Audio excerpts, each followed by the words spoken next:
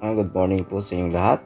Ito po ay house and lot dito sa bayan ng Ordaneta City. So fully furnished po ito, 622 square meter. May 4 na bedroom po at may ceiling pa lahat ng bedroom. At yung 3 bedroom, may 3 aircon. May garahe po, kasya po ang 2 sasakyan. Mayroon po siyang formal living room na sinasabi po nila ay may aircon. At family living room, may aircon din po. May 4 na bathroom. So, kitchen and island. Hindi ko alam kung ano yung kitchen and island.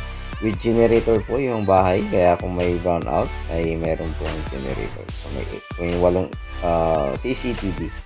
So, yun. Location Ordaneta City. Walking distance ang SM Mall, market, church, and schools and hospitals. And yung mga sakayan, syempre, papuntang norte at papuntang Manila ay walking distance din po mga sir, mga madam. So ayan po yung bahay, maganda pa po. Ayan, kaya lang ito ay Ordaneta City, kaya medyo pricey po ang presyo dito sa bayan na ito. So 622 square meter lamang po ito, pero ang presyo nito ay 13 million pesos.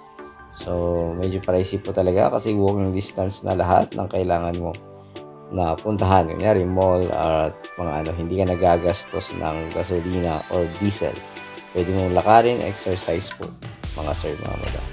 So ayun, sana po ay magustuhan nyo po ito. Bayan po ng Ordaneta City, Pangasinan, 30 million. At yung mga kailangang pag-usapan ay pag-uusapan na lang po ninyo sa personal ng may-ari po, at mag-set lang po ng araw para po masabihan po natin yung seller po natin at makausap po sila. So ayun, muli, ito po ang yung lingkod, Agent Joel, at pakitawagan nyo lang po ako dyan sa aking numero, nakalagay dyan sa aking screen, at sa aking Facebook account nakalagay din po dyan sa aking screen, mga sir, mga madam. Muli, God bless you all, maraming salamat.